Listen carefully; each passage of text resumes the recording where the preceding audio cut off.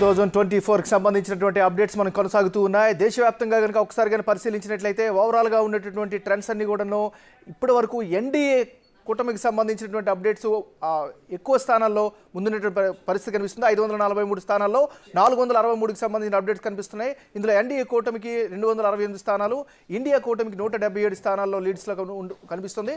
ఇక ఇతరులు 18 స్థానాల్లో లీడ్లో ఉండే పరిస్థితి కనిపిస్తోంది. ఇక ఆంధ్రప్రదేశ్కి సంబంధించినటువంటి 175 నియోజకవర్గాలకు సంబంధించినటువంటి కౌంటింగ్కి సంబంధించిన అప్డేట్ కూడా వస్తుంది. ఇప్పటివరకు అందినటువంటి తాజా సమాచారం బట్టి చూస్తే కూటమి 13 స్థానాల్లో ముందంజలో ఉన్నట్టుగా తెలుస్తుంది.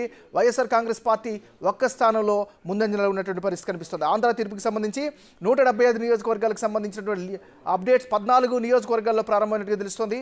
ఇందులో 13 స్థానాల్లో కూటమి ముందంజలో ఉంది, ఒక్క స్థానంలో వైఎస్ఆర్ కాంగ్రెస్ పార్టీ ముందంజలో ఉండే పరిస్థితి కనిపిస్తోంది.